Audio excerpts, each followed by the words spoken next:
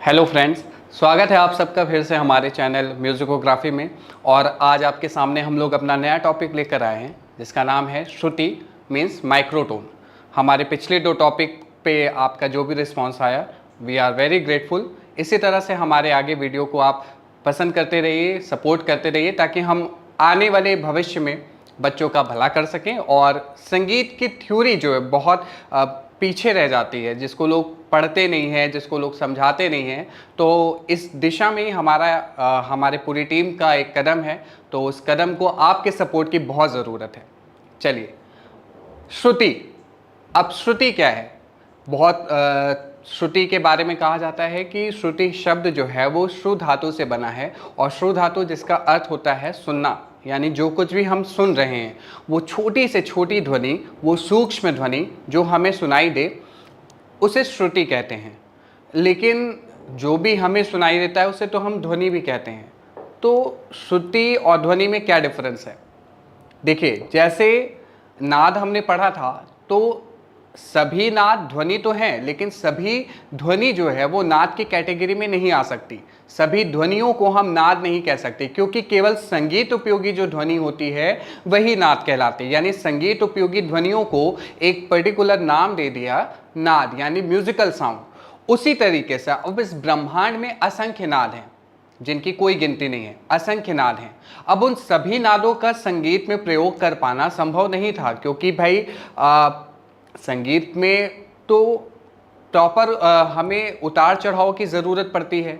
और नाद, जैसे अभी मैं आपसे बोल रहा हूँ, आइए और सिंपल तरीके से समझते हैं। जैसे अभी मैं आपसे बोल रहा हूँ तो इसमें आवाज़ का उतार चढ़ाव आपको बहुत समझ में नहीं आएगा।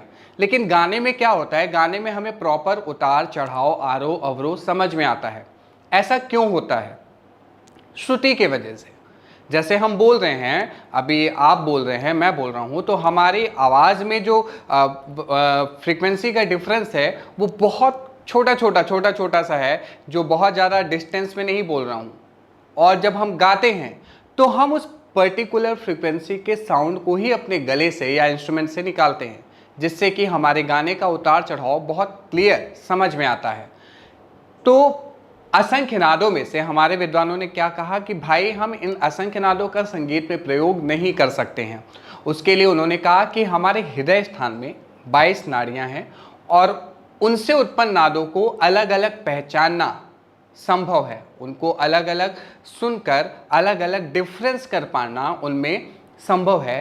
तो इसलिए हमारे विद्वानों ने असंख्य नादों में से 22 नादों को चुनकर अलग कर लिया और उसे नाम दिया श्रुति का।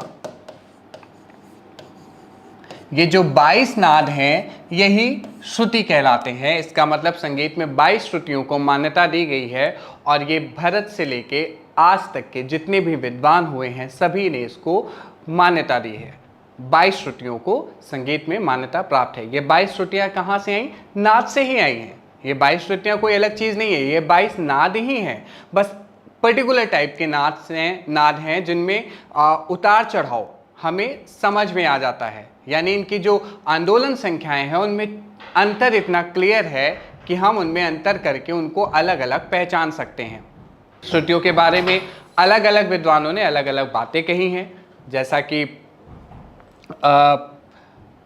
भरत जी ने अपने ग्रंथ नाट्य शास्त्र में केवल 22 श्रुतियों के बारे में बताया, उसकी कोई व्याख्या नहीं की है। उसके बाद के जितने भी विद्वान हुए उन्होंने यही कहा है कि वो विशेष प्रकार की ध्वनि जो हम सुन सकें, जो रंजक हो, मतलब मधुर हो, जो कानों को अच्छी लगे, इरिटेट ना करे, और जिनमें उतार चढ़ाव हो, उतार चढ़ाव समझ में आए, उनके ऊपर और नीचे का साउंड क्लियर समझ में आए।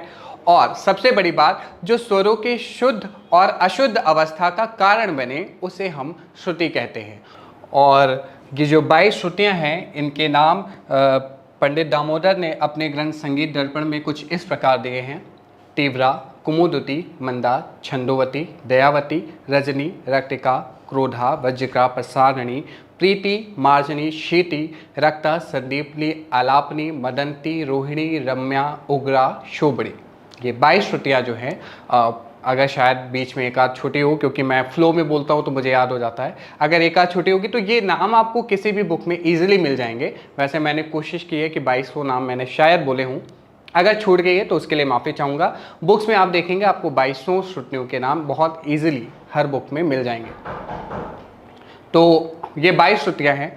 अब इन श्रुतियों की जातियाँ भी हैं। संगीताचार्य चतुर्जी ने जो रूक्ष ध्वनि है उसको वातज कहा है, और जो गंभीर घनशील आवाज़ है उसको पित्तज कहा है, जो मधुर आवाज़ है, सुकुमार जैसी आवाज़ है, उसको कफज, और इन तीनों का जो समावेश है उसको सन्निपात कहा है। यानी 4 प्रकार की श्रुतियों की जातियाँ उन्होंने बताई हैं, वातज, पित्तज, कफज एंड सन्निपात। ये उन्होंने आवाज के, ध्वनि के प्रकृति के अनुसार उन्होंने 4 जातियां बताई हैं। इसके बाद श्रुति की 5 जातियां और होती हैं जो बाद के विद्वानों ने मानी हैं।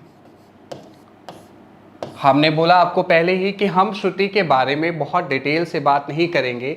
ये मैं आपको समिति के फर्स्ट ईयर के सिलेबस के अकॉर्डिंग पढ़ा रहा हूँ, जिसमें आप इतनी बातें लिखेंगे तो आप बहुत अच्छे मार्क्स स्कोर कर सकते हैं। और इतनी नॉलेज लेने के बाद अब भाई हमारा श्रुति का और भी अगला वीडियो भी आएगा जो हम हायर लेवल के हिसाब से पढ़ाएंगे।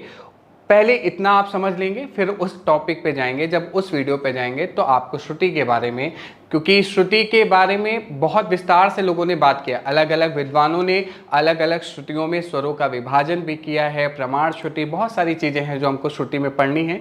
हम बहुत छोटे से शुरुआत कर रहे हैं, तो इतना जो आपको बता रहा हूँ मेरे ख्याल से पहले आपके लिए इतना जानना आवश्यक है। जो 5 जातियों के बारे में उन्होंने बात की है वो है दीप्ता,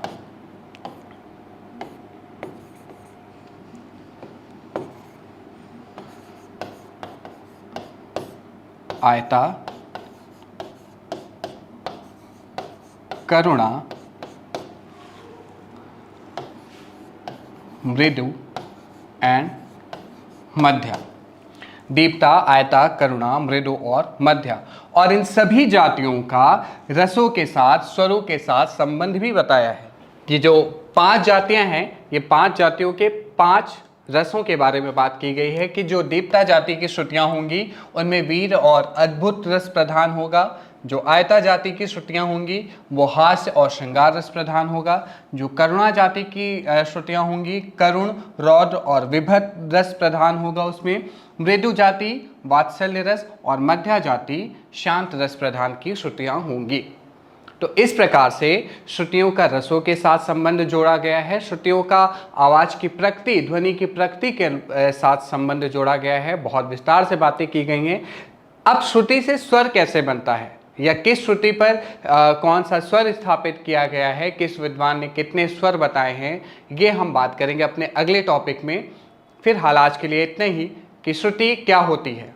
श्रुति क्या है? जो कुछ भी हमें सुनाई दे, वो सूक्ष्म ध्वनि जो हम कानों से सुन सकें, और सबसे बड़ी बात कि एक ध्वनि से दूसरे ध्वनि के बीच में अंतर का जो कारण बने, वो जो माइक्रोटोन होती है उसी को हम श्रुति कहते हैं। वो सूक्ष्म ध्वनि जो हम कानों से सुनकर उनमें अंतर बता सके उसे हम श्रुति कहते हैं। और श्रुति नादों से ही आई है। ये जो श्रुतियाँ हैं 22 श्रुतियाँ हैं, ये कोई अलग चीज़ नहीं, ये 22 प्रकार के नाद ही हैं। बस इनको संगीतकारों ने अलग नाम दे दिया, विद्वानों ने अलग नाम दे दिया और उसे कहा श्रुति। श्रुति की विशेषताएं क्या है? श्रुति की विशेषता यही है कि वो हमें ऊंचाई नीचाई उसमें पता होनी चाहिए, मतलब सुनकर उनकी ऊंचाई नीचाई में हम डिफरेंस कर सकें। और श्रुति स्वरों की शुद्ध और अशुद्ध यानी विकृत अवस्था का कारण बने, कानों से स्पष्ट रूप से सुनाई देनी चाहिए। ये कुछ श्रुतियों की विशेषताएं हैं। तो हम फिर से बात करेंगे अगले वीडियो में श्रुति का स्वर के साथ संबंध और विभिन्न श्रुतियों पर स्वरों की स्थापना। तब तक के लिए गुड नाइट।